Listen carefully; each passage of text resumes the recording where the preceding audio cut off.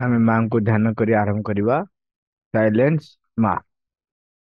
ଆମେ ଆଜି ଆଲୋଚନା କରିବା ଚିରନ୍ତନୀ ବହିର ପୃଷ୍ଠା 255, ଯେଉଁ ପଠନ ଜାଗରିତ କରେ।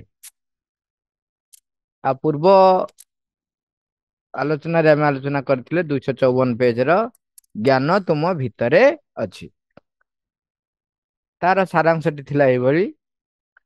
ତୁମର ଅନ୍ତରାତ୍ମାରେ ତୁମେ ଆଗରୁ ଯାହା ଜାଣି ସାରିଛ ତାହା ହିଁ କେବଳ ତୁମେ ବାହାରେ ବୁଝିପାର। ବହିଟିଏ ପଢିଲା ବେଳେ ତାର ଯେଉଁ କଥାଟି ତୁମ ମନକୁ ପାଇଯାଏ, ତୁମେ ସେ କଥାଟିକୁ ଆଗରୁ ତୁମ ଅନ୍ତରରେ ଗଭୀର ଭାବେ ଅନୁଭବ କରି ସାରିଥିଲ। ଯେତେବେଳେ ଲୋକେ ଜ୍ଞାନପୂର୍ଣ୍ଣ ବହିଟିଏର ସଂସ୍ପର୍ଶରେ ଆସନ୍ତି, ନିଜକୁ ଖୋଜି ପାଇଥାନ୍ତି। ସେ ବହି ଭିତରେ ସେମାନେ ନିଜକୁ ଖୋଜି ପାଆନ୍ତି, ସେ ଲେଖାରେ ସେମାନେ ନିଜକୁ ଖୋଜି ପାଆନ୍ତି। ପ୍ରଥମରୁ ଦେଖୁନଥିବା କେତେକ ବିଷୟ ସେ ଆବିଷ୍କାର କରେ ଏବଂ ପ୍ରତିଟି ଥର ସେ ନୂତନ କଥା ଆବିଷ୍କାର କରି କରି ଚାଲିଥାଏ। ତେଣୁ ନୂତନ ସ୍ତର ଖୋଲି ଯିବାର ସେ ଦେଖେ। ତାର କାରଣ ହଉଛି ତୁମ ଚେତନାର ଭିତରେ ବହୁ ସ୍ତର ଥାଏ, ଯେଉଁଗୁଡ଼ିକ କି ଅଭିବ୍ୟକ୍ତ ହେବା ଲାଗି ଅପେକ୍ଷା କରିଥାନ୍ତି। ଯେଉଁ ସତ୍ୟ ବା ଜ୍ଞାନ ବାହାରୁ ତୁମ ଭିତରକୁ ଆସୁଛି ବୋଲି ତୁମେ ଅନୁଭବ କରୁଛ, ତାହା ପ୍ରକୃତରେ ତୁମ ଭିତରେ ଥିବା ଅପ୍ରକଟ ରହିଥିବା ସତ୍ୟ ବା ଚିନ୍ତାଟିର ବାହାରେ ପ୍ରକାଶ ପାଇଥିବା ସତ୍ୟ ଓ ଚିନ୍ତା ରୂପେ ଦେଖାଯାଏ। ତେଣୁ ଆମ ଭିତରେ ଯେଉଁ ସତ୍ୟ ଅପ୍ରକଟ ହେଇକି ରହିଛି, ତାହା କେବଳ ଯେତେବେଳେ ବାହାରେ ସେଇ ସତ୍ୟଟିକୁ ସେ ଦେଖେ, ବାହାରେ ସେଇ ଜ୍ଞାନଟିକୁ ଦେଖେ, ବାହାରେ ସେ ଘଟଣାଟିକୁ ଦେଖେ, ସେ ତାକୁ ବୁଝିପାରେ, ତାକୁ ଗ୍ରହଣ କରେ, ସେତେବେଳେ ସେ କହେ ଓହୋ ଘଟଣାଟି ଏଇଭଳି। ତେଣୁ ସବୁ ଜ୍ଞାନ ଯଦି ଦେଖାଯାଏ ଆମର ଭିତରେ ହିଁ ରହିଛି। ତାହା ଭୌତିକ ଜ୍ଞାନ ହଉ, ତାହା ଆଧ୍ୟାତ୍ମିକ ଜ୍ଞାନ ହଉ, ସବୁ ଜ୍ଞାନ ଆମ ଭିତରେ ଅନ୍ତରାତ୍ମା ଭିତରେ ହିଁ ରହିଛି। ଯେତେ ଯେତେ ଆମେ ଅନ୍ତରର ଗଭୀରରୁ ଗଭୀରତର ଭିତରକୁ ଯିବା, ସେତେ ସେତେ ବାହାରେ ସେଇ ଜିନିଷକୁ ଦେଖିଲେ ଆମେ ବୁଝିପାରିବା ତାକୁ। ଆଜି ପଢି କରିବା। ମା ଲେଖୁଛନ୍ତି ଯେଉଁ ପଠନ ଜାଗରିତ କରେ। ମା ଲେଖୁଛନ୍ତି ଯେଉଁମାନେ କିଛି ଗୋଟାଏ ଖୋଜୁଛନ୍ତି, କିଛି ଗୋଟାଏ ପାଇବା ପାଇଁ ଅଣ୍ଡାଳି ହେଉଛନ୍ତି, ଯେଉଁମାନେ କେଉଁ ବିଷୟରେ ପୂର୍ଣ୍ଣ ଭାବେ ନିଶ୍ଚିତ ହୋଇନାହାନ୍ତି, ଯେଉଁମାନେ ଇତସ୍ତତଃ ହେଉଛନ୍ତି, ଯେଉଁମାନଙ୍କର ଜୀବନରେ ନାନାଦି ସରାଗ ରହିଛି, ଯେଉଁମାନେ ସ୍ଥିର ହୋଇନାହାନ୍ତି, ଯେଉଁମାନେ କୌଣସି ଉପଲବ୍ଧି ପାଇ ସ୍ଥିର ସଂକଳ୍ପ ହୋଇପାରିନାହାନ୍ତି, ସେମାନଙ୍କ ପାଇଁ ଗ୍ରନ୍ଥ ପାଠ ନିଶ୍ଚୟ ଖୁବ୍ ଭଲ। କାରଣ ଏହା ଦ୍ୱାରା ସେମାନେ ପ୍ରକୃତ ବିଷୟଟିର ପରିଚୟ ଲାଭ କରିବେ। ଏହା ସେମାନଙ୍କୁ ବିଷୟଟି ଦିଗରେ କିଛି ଆଗ୍ରହ ଆଣିଦିଏ। ଗ୍ରନ୍ଥ ପଠନର ଗୋଟିଏ ପ୍ରଣାଳୀ ରହିଛି, ଯେଉଁ ପ୍ରଣାଳୀରେ ପଢିଲେ ସେହି ଗ୍ରନ୍ଥଟି ତୁମ ଭିତରେ ବିଷୟଟି ପ୍ରତି ସରାଗ ସୃଷ୍ଟି କରିବ ଏବଂ ପ୍ରାଥମିକ ଅନ୍ୱେଷଣରେ ମଧ୍ୟ ତୁମକୁ ସାହାଯ୍ୟପ୍ରଦ ହେବ। ସାଧାରଣତଃ କାହାର ଯଦି ସେ ସମ୍ବନ୍ଧ ପୂର୍ବରୁ କିଛି ଧାରଣା ବା ଅଭିଜ୍ଞତା ବି ଥାଏ, ତାର ମଧ୍ୟ ସେହି ସମ୍ବନ୍ଧୀୟ ଚିନ୍ତା ବା ଧାରଣା ସହିତ କିଛି ଅଧିକ ସଂଯୋଗର ଆବଶ୍ୟକତା ଥାଏ, ଯାହା ଫଳରେ ଅଧିକ ସଚେତନ ଭାବେ ସେ ଧାରଣାକୁ ସଫଳତାର ସହିତ ରୂପାୟିତ କରିପାରିବ। କିନ୍ତୁ ଜଣେ ଯେତିକି ଜାଣିବ, ସେ ତାର ବାସ୍ତବ ଅଭିଜ୍ଞତାରେ ସେତିକି ନିଷ୍ଠାପର ହେବା ଉଚିତ। ତାମାନେ ସେ କେବଳ ଜ୍ଞାନକୁ ତା ମନ ଭିତରେ ରଖି ତାର ସବୁ କିଛି ଅଭିଜ୍ଞତା ହୋଇଗଲାଣି ବୋଲି ମନେ ମନେ କଳ୍ପନା କରିନେବା ଉଚିତ ନୁହେଁ। ଏସବୁ କଥା ଭିତରେ ଗୋଟେ ସଂଗତି ବା ଭାରସାମ୍ୟ ରହିବା ଉଚିତ। ପ୍ରତ୍ୟେକ ନିଜ ପାଇଁ କଣ କେତେ ଦରକାର ତାହା ଜାଣିଯିବା ଉଚିତ। କେତେ ପଢିବ, କେତେ ଧ୍ୟାନ କରିବ, କେତେ ଏକାଗ୍ର ହେବ, କେତେ କେତେ ସମସ୍ତଙ୍କ ପାଇଁ ସବୁ କଥାର ଆବଶ୍ୟକତା ଅଲଗା ଅଲଗା। ଆମେ କିଛି ଦିନ ହବ ଆଲୋଚନାର ବିଷୟବସ୍ତୁ ଆମେ ଦେଖୁଛନ୍ତି, ମା ଲେଖୁଛନ୍ତି ସବୁ ଜାଗାରେ ପଠନ ବା ଗ୍ରନ୍ଥ ଅଧ୍ୟୟନ, ତାରି ଉପରେ ହିଁ ଏବେ ଆଲୋଚନା ଚାଲିଛି। ପ୍ରଥମେ କହିଲେ ଯେଉଁମାନେ ଜୀବନର ରହସ୍ୟ ବୁଝିବାକୁ ଚାହୁଁଛନ୍ତି, ଯେଉଁମାନେ ସୃଷ୍ଟିର ରହସ୍ୟ ବୁଝିବାକୁ ଚାହୁଁଛନ୍ତି, ଯେଉଁମାନେ ଭଗବାନଙ୍କର ବା ଈଶ୍ୱରଙ୍କର ବା ଦିବ୍ୟଜନନୀଙ୍କର ଉତ୍ତର ଶୁଣିବାକୁ ଆଗ୍ରହ କରୁଛନ୍ତି, ସେମାନେ ଗ୍ରନ୍ଥ ଅଧ୍ୟୟନ କରିବା ଆବଶ୍ୟକ।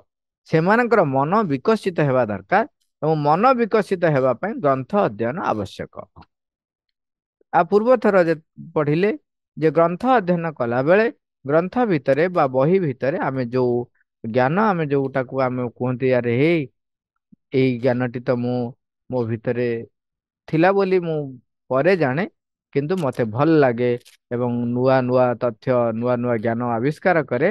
ମା କହୁଛନ୍ତି ସେଇ ଜ୍ଞାନଟି ଯେହେତୁ ଆମର ଅନ୍ତର ଭିତରେ ଥାଏ, ତେଣୁ ଆମେ ତାକୁ ସେଇ ଗ୍ରନ୍ଥ ଅଧ୍ୟୟନ କଲା ବେଳେ ତା ଭିତରେ ଆବିଷ୍କାର କରୁ ଏବଂ ସେଠାରେ ଦେଖୁ ଯେ ହଁ ଆରେ ଏତେ ସୁନ୍ଦର ଭାବରେ ପରିପ୍ରକାଶ ହେଇଛି, ମୁଁ ଏତେ ସୁନ୍ଦର ଭାବରେ ପରିପ୍ରକାଶ କରିପାରିନଥାନ୍ତି।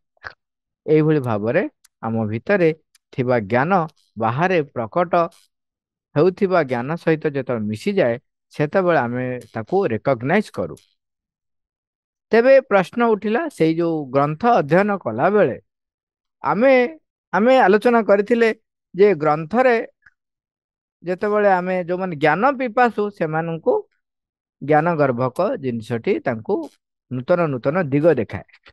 କିନ୍ତୁ ଆମ ଭିତରେ ଆମର ଅବଚେତନା ଭିତରେ ଅଜ୍ଞାନତା ବି ରହିଛି, ଅନ୍ଧକାର ବି ରହିଛି, ନିମ୍ନ ପ୍ରାଣର ନିମ୍ନ ମନର ଗୁଣାବଳୀ ବି ରହିଛି।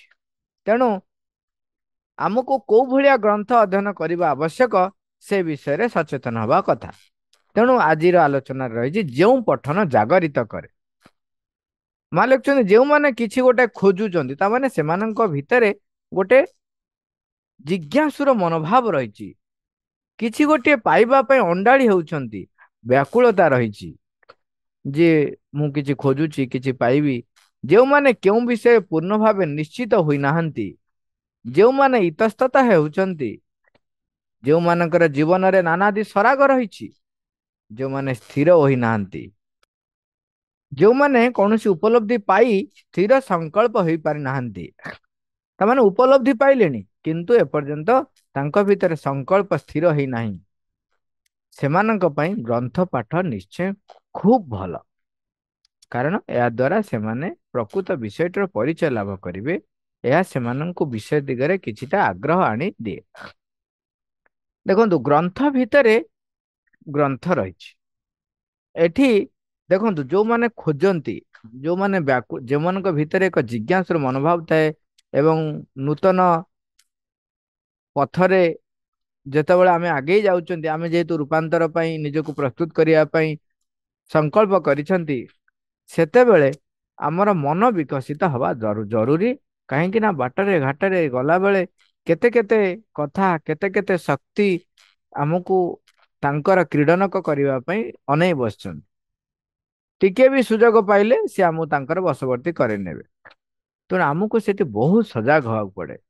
ସେଇ ସଜାଗ ହବା ପାଇଁ ଆମେ ସବୁବେଳେ ଖୋଜନ୍ତି ବାଟ, କୋଉ ବାଟରେ ଯିବି କୋଉ ବାଟରେ ଯିବି, କିଏ ମତେ ସାହାଯ୍ୟ କରିବ, ଏଇଟା କରିବି ନା ସେଇଟା କରିବି। ସେତେବେଳେ ଯେତେବେଳେ ଯୋଉମାନେ ସବୁ ଉଚ୍ଚତର ଚେତନା ସହିତ ସଂଯୁକ୍ତ ହେଇ ଯୋଉ ବାଣୀ ବା ଯୋଉ ବାକ୍ୟ ଲିପିବଦ୍ଧ କରିଦେଇ ଯାଇଛନ୍ତି, ତାକୁ ଯଦି ଆମେ ଅଧ୍ୟୟନ କରୁ ତାହେଲେ ସେଇ ଜଗତ ସମ୍ପର୍କରେ ଆମର ଜ୍ଞାନ ହୁଏ ଏବଂ ତା ଫଳରେ ଆପଣଙ୍କର କଣ ହବ ନା ବିସ୍ତୃତି ଆସିବ। ଏବଂ ସେ ବିସ୍ତୃତି ସେଥିପାଇଁ ମାଲୁକଛନ୍ତି ଯେତେବେଳେ ଆମେ ଗ୍ରନ୍ଥ ଅଧ୍ୟୟନ କରୁଛୁ, ସେ କଣ କରେ ଆମକୁ ସେ ଯୋଉ ଆମର ଖୋଜିବା ଆମର ବ୍ୟାକୁଳତା ଦିଗରେ ଆଗ୍ରହ ଆଣିଦେବ। କାହିଁକିନା ବାଟ କିଛି କିଛି ଦେଖାଯିବ। ଆମେ ଆମେ ଯୋଉ ବ୍ୟକ୍ତି ଆମେ ଚତୁଃପାର୍ଶ୍ଵରେ ଯୋଉ ବ୍ୟକ୍ତି ମାନଙ୍କ ସମ୍ପର୍କରେ ଆସୁଛୁ ବା ତାଙ୍କ ସଂସ୍ପର୍ଶରେ ଆମେ ରହୁଛୁ, ସେମାନେ ଯଦି ସେମାନେ ଯଦି ଉଚ୍ଚତର ଚେତନାରେ ରହୁ ନଥିବେ, ତେବେ ଆମେ ତାଙ୍କ ଦ୍ୱାରା ବାୟସ୍ତ ହେଇଯିବା ବହୁତ ସହଜ। ବାୟସ୍ତ ହେଇଯିବା ବହୁତ ସହଜ। ଆପଣ ଦେଖିବେ ଘରେ ପ୍ରାୟ ଲୋକଙ୍କର ଏ ଅଭିଜ୍ଞତା ନିଶ୍ଚୟ ଥିବ, ପିଲାମାନଙ୍କର ତ ନିଶ୍ଚୟ ଥିବ।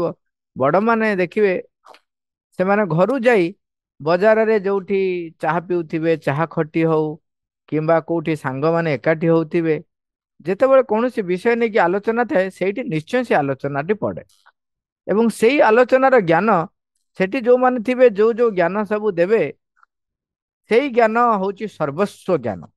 ସେମାନେ ଭାବନ୍ତି ଏତିକି ବ୍ୟତିରେକ ସଂସାରରେ ଆଉ କିଛି ନାହିଁ। ଦିନ ଥିଲା, ମୁଁ କହୁଛି ପୁରୁଣା କଥା, 2000 ମସିହା ବେଳର କଥା। ସେତେବେଳେ ଗାଁ ଗହଳିରେ ପାଠ କହିଲେ କେବଳ ଦୁଇଟି ପାଠ ଜାଣିଥିଲେ। ସେଟା ହଉଛି ଯୋଉମାନେ ବହୁତ ଭଲ ମାର୍କ ରଖନ୍ତି ସେମାନେ ବିଜ୍ଞାନ ପଢିବେ, +2 ରେ ସାଇନ୍ସ ପଢିବେ, ଆଉ ଯୋଉମାନେ କମ ମାର୍କ ରଖିଛନ୍ତି ସେମାନେ ଆର୍ଟସ ପଢିବେ। କମର୍ସ ଯେ ଗୋଟେ ପାଠ ଅଛି ସେ ବିଷୟ ଗାଁରେ ଲୋକ ଜଣା ନଥିଲା।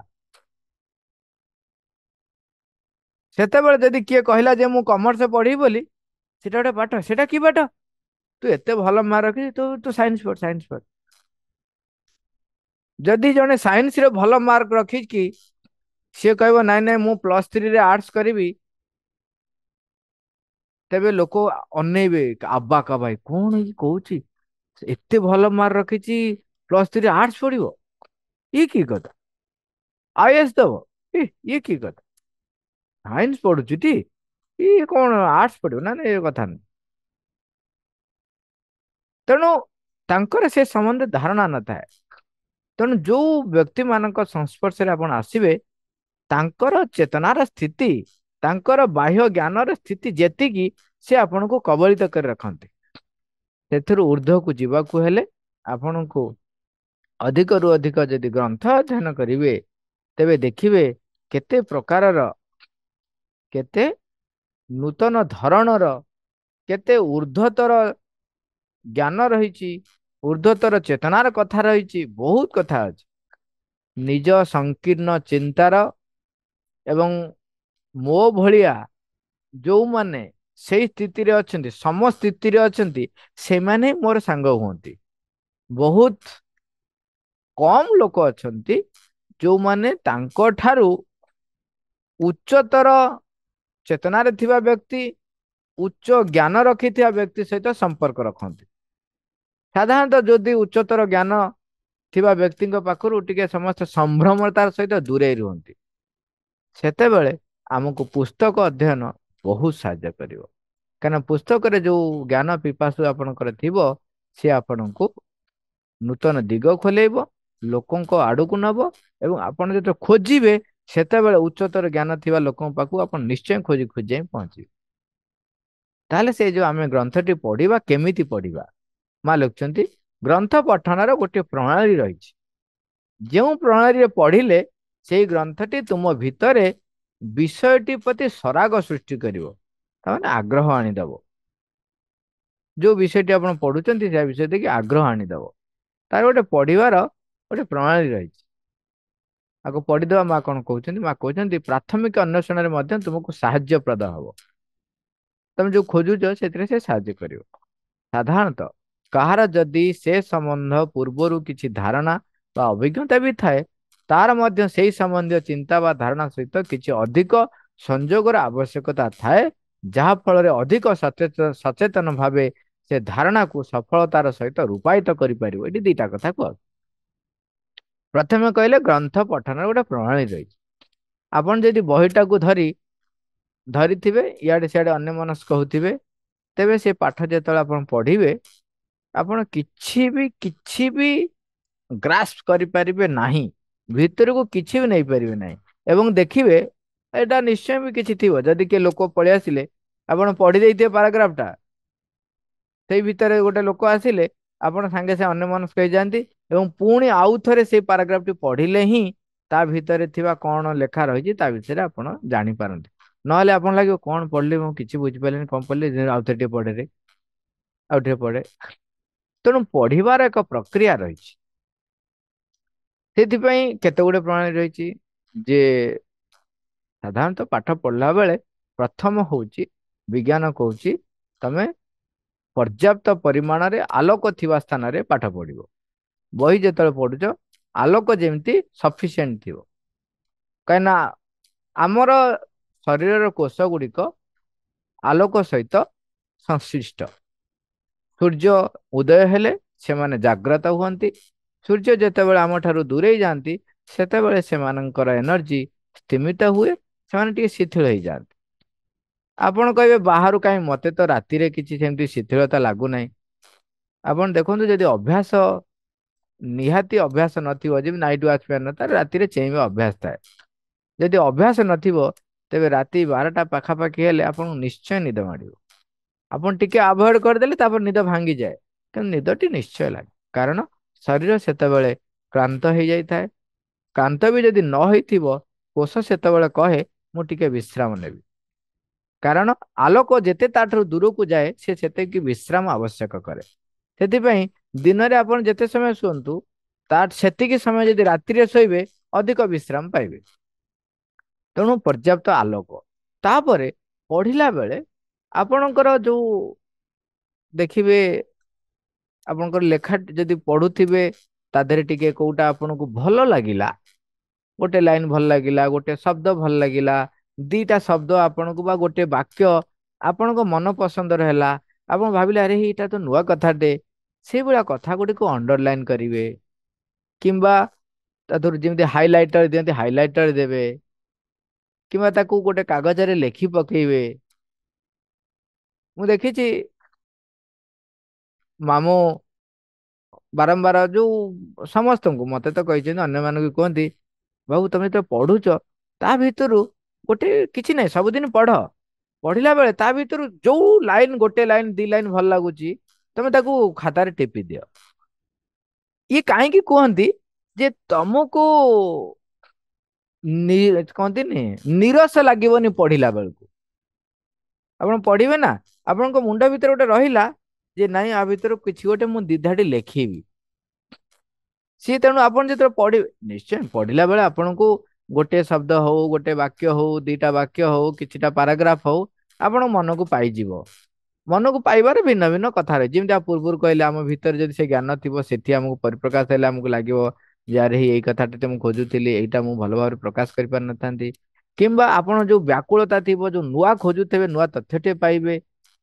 ତେଣୁ ସେଇଭଳିଆ ଜିନିଷକୁ କିଛି ଅଣ୍ଡରଲାଇନ କରିବେ, ଆହୁରି ଭଲ ହବ ଅଣ୍ଡରଲାଇନ ବି କରନ୍ତୁ, ତା ସହିତ ଖାତାରେ ଟିକେ ଲେଖି ପକେଇବେ। ଅ, ଦେଖନ୍ତୁ କେହି କେହି ଅଣ୍ଡରଲାଇନ କଲେ ବହିଟା ଖରାପ ଦେଖାଯିବ ବୋଲି ମନେ କରନ୍ତି, କିନ୍ତୁ ଯଦି ନିଜ ବହି କାହାକୁ ଦବାର ନାହିଁ ବା କାହାଠୁ ଆଣି ନାହାନ୍ତି, ତେବେ ସେଥିରେ ଆପଣ ଯଦି ଅଣ୍ଡରଲାଇନ କରୁଛନ୍ତି ପେନସିଲରେ କରନ୍ତୁ, ଯଦି ଆପଣଙ୍କୁ ଭଲ ଲାଗୁନି ହାଇଲାଇଟର ଦିଅନ୍ତୁ। ହାଇଲାଇଟର ଦେଲେ ପରେ ଦେଖିବେ ମଜା କଥାଟା ପରେ ହବ। ଆପଣ ଯୋଉଟା ପଢି ଯାଇଛନ୍ତି ନା, ତା ଭିତରୁ ଯୋଉଟା ଆଜି ଆପଣଙ୍କୁ ନୂଆ ଲାଗୁଥିଲା, ପୁଣି ଆଉ ଥରେ ଯେତେବେଳେ ପଢିବେ ସେ କଥାଟା ଆପଣଙ୍କୁ ଅତି ପରିଚିତ ଲାଗିବ। କାହିଁକି ନା ଆପଣ ସେଟା ଗ୍ରାସ୍ପ କରିସାରିଲେ। ତେଣୁ ଆଉ ଗୋଟେ କଥା ହୁଏତ ତା ଭିତରେ କିଛି ଥାଏ ଯୋଉଟା କି ଆପଣଙ୍କୁ ହାଇଲାଇଟ କରିବ। ତେଣୁ ଇଏ ଗୋଟେ ଇଏ ହଉଛି କି ଗୋଟେ କଥା। ଆଉ ବହି ଯେତେବେଳେ ଗ୍ରନ୍ଥ ଯେତେବେଳେ ଅଧ୍ୟୟନ କରୁଛନ୍ତି, ଯଥା ସମ୍ଭବ ପରିବେଶ ଟିକେ ଭଲ ହେଇଥିଲେ ଭଲ। ଯେମିତି ନିରୋଳା ହେଇଥିବ ଭଲ, କିମ୍ବା ନାଇଁ ଯଦି ପରିବେଶ ନାହିଁ ଅଲଗା କଥା। କିନ୍ତୁ ଯାହାର ଥରେ ଗ୍ରନ୍ଥ ଅଧ୍ୟୟନ ଅଭ୍ୟାସ ଆରମ୍ଭ ହେଇଯାଇଛି, ସେ ଯାହା ହେଇଥାଉ ନା କାହିଁକି, ପରିବେଶ ଯାହା ଥାଉ ନା କାହିଁକି, ସେ ତା ଭିତରେ ବସି ପଢିଦବ ପଢିଦବ। ଆଉ ଗୋଟେ ଯଦି ଆପଣଙ୍କ ଆଗ୍ରହ ଅଛି ଏବଂ ଭଲ ପୁସ୍ତକଟିଏ ପାଇଛନ୍ତି, ତେବେ ତାକୁ ଯଥା ସମ୍ଭବ ଚେଷ୍ଟା କରନ୍ତୁ ପଢିବା ପାଇଁ, ସାରିବା ପାଇଁ। ସିଏ ବି ଗୋଟେ ପ୍ରକାରର ଆପଣଙ୍କ ଭିତରେ ଅ, ମାଦକତା ଆଣିବ ଅଧ୍ୟୟନର। ଏଇଭଳି ଭାବରେ କେତେ ପ୍ରକାର ଉପାୟ ରହିଛି। ଆଉ ଆରାମରେ ବସନ୍ତୁ, ସେମିତି କିଛି ନାହିଁ ଯେ ଅଣ୍ଟା ପିଠି ପୁରା ସିଧା କରି ବସିବେ। ଆମେ ଯେତେବେଳେ ଛୋଟ ଥିଲୁ ପାଠ ପଢିଲା ବେଳେ ଅ, ନଈକି ବସି ପଢିବା ଆଲାଉଡ ନଥିଲା। କାହିଁକି? ଆକ୍ଚୁଆଲି ନଈକି ବସିଲେ ଯେ ପାଠ ହବ ନାହିଁ ସେମିତି ନୁହଁ। ଆମେ ଛୋଟ ବେଳୁ ବଙ୍କା ହେଇଯିବା। ସେଠୁ କିଏ ଜଣଙ୍କୁ ମୋ କଥା ଯଦି ଶୁଣିଥିବେ ସେ କହିବେ ଭାଇ ତ କହିଛନ୍ତି ନଈକି ନ ବସିଲେ ପଢିଲେ ଚଳିବ। ସେଇଥିପାଇଁ ମନେ ରଖିବେ ଛୋଟବେଳେ ସାଧାରଣତଃ ମେରୁଦଣ୍ଡ ସିଧାର ଅଭ୍ୟାସ ରଖିବା ଉଚିତ, ନହେଲେ ବୟସ ବଢିଲେ ଆପଣଙ୍କର ସେଇ ମେରୁଦଣ୍ଡ ଜନିତ ପ୍ରୋବ୍ଲେମ ହିଁ ଆରମ୍ଭ ହବ। ତେଣୁ ସିଧା ହିଁ ବସିଲେ ବହୁତ ଭଲ। ଯଦି ଚେୟାର ଅଛି ଚେୟାର ଆଉଜି ହେଇକି ବସିବେ, କାନ୍ଥ ଯଦି ଅଛି କାନ୍ଥକୁ ଆଉଜି ହେଇକି ବସି ପଢନ୍ତୁ। ଯଥା ସମ୍ଭବ ମେରୁଦଣ୍ଡ ସିଧା ରଖିଲେ ଭଲ। କିନ୍ତୁ ସେମିତି ପାଠ ପଢିବା ସହିତ ମେରୁଦଣ୍ଡ ସିଧା ରଖିଲେ ଯେ ଆପଣଙ୍କର କିଛି କୁଣ୍ଡଳିନୀ ଜାଗ୍ରତ ହବ ସେ କଥା ନୁହଁ। ଆଲୋକ, ପଢିବା ଏବଂ ନୋଟ କରିବା, ଏବଂ ନିଜକୁ ଯୋଉଟା ଭଲ ଲାଗୁଛି ତା ଭିତରୁ କିଛି ଜିନିଷ ଲେଖି ରଖିବା, ଏଇଭଳିଆ କେତେ ଗୁଡିଏ ପ୍ରଣାଳୀ ଆପଣଙ୍କୁ ସାହାଯ୍ୟ କରିବ। ହଁ, ତାପରେ ବେଳେ ବେଳେ ଯଦି ବହୁତ ସମୟ ଧରି ବହିଟାକୁ ପଢି ଧରିବେ ଆଖି କଣ ହେଇଯାଏ। ତେଣୁ ସେ ସମୟରେ ଆପଣ କଣ କରିବେ, ବହୁତ ଇଣ୍ଟରେଷ୍ଟିଂ ସାରିକି ଯାଇପାରୁନାହାନ୍ତି, ଠିକ ଅଛି, ସେଇଠି ବସିବେ, ଗୋଟେ ବୁକ୍ ମାର୍କ ରଖିବେ, ବହିଟେ ମାର୍କ ଦେଇଦେବେ। ଆପଣ ସେଇଠୁ ଥାଇକି ପରିବେଶ ଟିକେ ଚାହିଁବେ। ଯଦି ସମ୍ଭବ ହୁଏ ମଝିରେ ମଝିରେ ବହିଟେ ଥୋଇ ଦେଇ ଯାଇକି ବାହାରେ ପ୍ରକୃତି, ଗଛ ଲତା ଏଗୁଡା ଟିକେ ଦେଖିଦେବେ। ଯଦି ଆକ୍ୱାରିୟମ ଥାଏ ଆକ୍ୱାରିୟମ ଟେ ଦେଖି ଦିଅନ୍ତୁ ଯାଇକି। ଗଛର ସବୁଜିମା ଦେଖନ୍ତୁ, ସବୁଜିମା ଦେଖିଲେ ବହୁତ ଭଲ। ସବୁଠୁ ଭଲ ହଉଛି ଆଖି ପାଇଁ ସବୁଜ ବା ଗ୍ରୀନ। ତେଣୁ ଗ୍ରୀନେରୀ ଯାଇକି ଦେଖିବେ, ତାହେଲେ ଆପଣଙ୍କ ଭିତରେ ପୁଣି ସେଇ ସରାଗ ରହିବ, ପୁଣି ଆସିବେ ବହି ଧରି ଅଧ୍ୟୟନ କରିବେ। ପ୍ରତ୍ୟେକ ଦିନ ଗୋଟିଏ ଘଣ୍ଟା ଗ୍ରନ୍ଥ ଅଧ୍ୟୟନ କରିବା ସର୍ବୋତ୍ତମ। ବଢିଆ। ଯେ ମହାରାଜ ଜୀ ଲେଖିଛନ୍ତି, ମା ବି କୁହନ୍ତି ଯେ ଗ୍ରନ୍ଥ ଅଧ୍ୟୟନ ପ୍ରତ୍ୟେକ ଦିନ ଏବଂ ନିଷ୍କାମ କର୍ମ ପ୍ରତ୍ୟେକ ଦିନ କିଛି ନା କିଛି କରିବ। କିନ୍ତୁ ଜଣେ ଯେତିକି ଜାଣିବ ସେ ତାର ବାସ୍ତବ ଅଭିଜ୍ଞତାରେ ସେତିକି ନିଷ୍ଠାପର ହେବା ଉଚିତ। ଏଇଟା ଗୋଟେ ବଡ କଥାଟେ। ଜଣେ ଯେତେବେଳେ ପାଠ ପଢୁଛି, ଜଣେ ଯେତେବେଳେ ଗ୍ରନ୍ଥ ଅଧ୍ୟୟନ କରୁଛି, ଜଣେ ଯେତେବେଳେ ଜ୍ଞାନ ଅର୍ଜନ କରୁଛି, ସେତେବେଳେ ଅହଙ୍କାର ତା ବାଟରେ ଆସି ପହଞ୍ଚିବା, ତାକୁ ଅହଙ୍କାରର ବା ଅହଂ ଯୁକ୍ତ କରିବା ବହୁତ ସହଜ ହେଇଯାଏ। ଧୀରେ ଧୀରେ ସେ ଅହଙ୍କାରୀ ହବାର ସମ୍ଭାବନା ବଢିଯାଏ। ସେଥିରୁ ମୁକ୍ତି ପାଇବାକୁ ହେଲେ ମା ଲେଖୁଛନ୍ତି ବାସ୍ତବ ଅଭିଜ୍ଞତାରେ ସେତିକି ସେ ନିଷ୍ଠାପର ହେବା ଉଚିତ। ତାମାନେ ସେ ତାର ଜ୍ଞାନକୁ ତା ମନ ଭିତରେ ରଖି କେବେ ମନେ ମନେ କଳ୍ପନା କରିନବନି ଯେ ମୁଁ ଜ୍ଞାନ ମାନେ ମୁଁ ହେଇଗଲିଣି, ମୁଁ ବହୁତ ଜ୍ଞାନୀ। ହେ ଏଗୁଡାକ କଣ କେତେ ବାଟ ପାଢିଛନ୍ତି, ମୁଁ PhD କରିଛି, ଇଏ କଣ ଏ +2 ରେ ମାତ୍ର ଏ ଫାର୍ଷ୍ଟ ଡିଭିଜନ ହେଇ ପାଇନାହାନ୍ତି, ସେକେଣ୍ଡ ଡିଭିଜନ, ଥାର୍ଡ ଡିଭିଜନ। ସେ ପ୍ରକାରର ବୃଥା ଗାରିମାଟା ଜ୍ଞାନ ନୁହେଁ। ସେ ଗାରିମାକୁ ଯୋଉମାନେ ପ୍ରକୃତରେ ଜ୍ଞାନ ଅର୍ଜନ କରନ୍ତି, ସେମାନେ କାହାକୁ କେବେ ବି ଅଣ୍ଡର ଏଷ୍ଟିମେଟ କରନ୍ତି ନାହିଁ, କରିପାରିବେ ବି ନାହିଁ। କାରଣ ଜ୍ଞାନ ସବୁବେଳେ ସମସ୍ତଙ୍କୁ ଶିଖାଏ ବିନମ୍ରତା। ଜ୍ଞାନ ସବୁବେଳେ ଶିଖାଏ ଯେ ଆହୁରି ଅଧିକ ଜ୍ଞାନ ମତେ ଅର୍ଜନ କରିବାର ଅଛି। ଜ୍ଞାନ ପିପାସା ତା ଭିତରେ ବୃଦ୍ଧି ପାଏ। ତେଣୁ ଜ୍ଞାନ ପାଇ ଅଧ୍ୟୟନ କରି, ପୁସ୍ତକ ଅଧ୍ୟୟନ କରି ଯେ ଜ୍ଞାନୀ ହେଇଗଲେଣି ବୋଲି ମନେ ମନେ କଳ୍ପନା କରିନେବା ଉଚିତ ନୁହେଁ। ତାହେଲେ କଣ କରିବ ନା, ଏସବୁ କଥା ଭିତରେ ଗୋଟେ ସଙ୍ଗତି ବା ଭାରସାମ୍ୟ ରହିବା ଉଚିତ। ପ୍ରତ୍ୟେକ ଜାଣିବା ଦରକାର, ନିଜ ପାଇଁ କଣ କେତେ ଦରକାର ତାହା ଜାଣିଯିବା ଉଚିତ। କେତେ ପଢିବ, କେତେ ଧ୍ୟାନ କରିବ, ଖାଲି ପଢିବ ନୁହଁ, କେତେ ଧ୍ୟାନ କରିବ, ତା ଉପରେ କେତେ ଏକାଗ୍ର ହବ, ତାକୁ ନେଇକିରି କେତେ ଜୀବନରେ ପ୍ରୟୋଗ କରିବ। ତେଣୁ ବାସ୍ତବ ଅଭିଜ୍ଞତାରେ, ତାମାନେ ବାହ୍ୟ କାର୍ଯ୍ୟକଳାପରେ, କାହା ସହିତ କଥାବାର୍ତ୍ତା ହେଲା ବେଳେ, କାର୍ଯ୍ୟ କଲା ବେଳେ, କୋଉଠି ସଂଗଠନରେ ସମସ୍ତେ ମିଶିଛନ୍ତି, କୋଉଠି ଆପଣଙ୍କର ଯୋଉ ଯେମିତି କୁହନ୍ତିନି ଗୋଟେ କର୍ମଶାଳା ହଉଥିବ, ସେତେବେଳେ ଜଣେ ଜଣେ ଏଗୁଡାଙ୍କ ସହିତ କଣ ସେୟାର କରିବ ମୋ କଥା, ଏମାନଙ୍କର କଣ ଜ୍ଞାନ ଅଛି, କିଛି ନାହିଁ। ଇଏ ହଉଛି ବାସ୍ତବ ଅଭିଜ୍ଞତାରେ ଆପଣ ଶୁଣୁ ଶୁଣୁ ଆପଣ ସବୁ ଭିତରେ, ଯାହା ଭିତରେ ଜ୍ଞାନ ପିପାସୁ ତର ହେଇଯାଇଛି, ସେ ସବୁ ସମୟରେ ନିଜକୁ ଶିଖିବା ପାଇଁ ପ୍ରୟାସରତ ରହିବ, ନିଶ୍ଚୟ ରହିବ। ତେଣୁ ସବୁ କଥାର ଆବଶ୍ୟକତା ଅଲଗା ଅଲଗା, ଏବଂ ସେଇ ଅନୁସାରେ ଆମକୁ ବାସ୍ତବ ଅଭିଜ୍ଞତା କରିବାକୁ ପଡିବ। ପୁଣି ଏ ପଠନ ଉପରେ ଆଉ କଣ ଅଛି ଆମେ ପରେ ଆଲୋଚନା କରିବା। ଆଜି କିନ୍ତୁ ଏତିକି ରଖିବା। ସମସ୍ତଙ୍କୁ ନମସ୍କାର। ସାରା ପର୍ବତ ତୁମେ ହି ମା, ତୁମେ, ମୁଁ ଏକ ଛୋଟ ପଥର।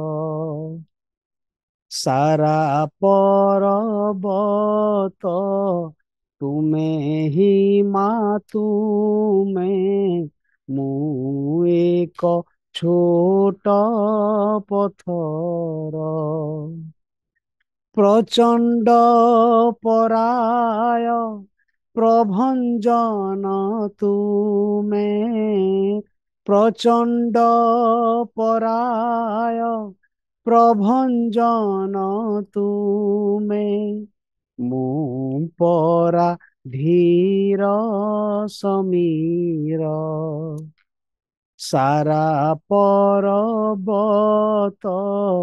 ତୁମେ ହି ମା, ତୁମେ, ମୁଁ ଏକ ଛୋଟ ପଥର।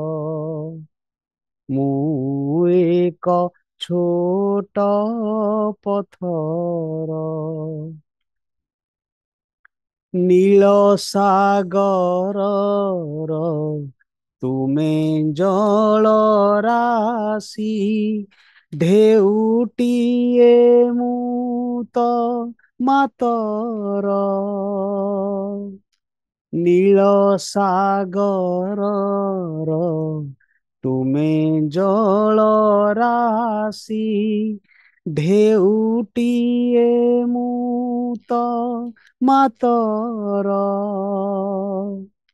ଘନ ବନାନୀର ତୁମେ ସବୁ ଜିମା ଘନ ବନାନୀର ତୁମେ ସବୁ ଜିମା ସବୁଜ ମୁଁ ଏକ ପତର ସାରା ପରବତ ତୁମେ ହିଁ ମା ତୁମେ ମୁଁ ଏକ ଛୋଟ ପଥର ମୁଁ ଏକ ଛୋଟ ପଥର ତୁମ ମଧ୍ୟେ ଥାଇ ତୁମେ ହେବା ପାଇଁ ଉଦ୍ୟମ କରେ ମୁଁ ସକଳ ତୁମ ମଧ୍ୟେ ଥାଇ ତୁମେ ହେବା ପାଇଁ ଉଦ୍ୟମ କରେ ମୁଁ ସକଳ ତୁମରି କରୁଣା ତୁମ କୃପା ବଳେ ତୁମରି କରୁଣା ତୁମ କୃପା ବଳେ ଅବଶ୍ୟ ହେବ ତା ସଫଳ ସାରା ପରବତ ତୁମେ ହିଁ ମା ତୁମେ ମୁଁ ଏକ ଛୋଟ ପଥର ମୁଁ ଏକ ଛୋଟ ପଥର ପ୍ରଚଣ୍ଡ ପରାୟ ପ୍ରଭଞ୍ଜନ ତୁମେ ପ୍ରଚଣ୍ଡ ପରାୟ ପ୍ରଭଞ୍ଜନ ତୁମେ ମୁଁ ପରା ଧୀର ସମୀର ସାରା ପରବତ ତୁମେ ହିଁ ମା ତୁମେ ମୁଁ ଏକ ଛୋଟ ପଥର ମୁଁ ଏକ ଛୋଟ ପଥର ମୁଁ ଏକ ଛୋଟ ପଥର Thank you all. Robert. Ma.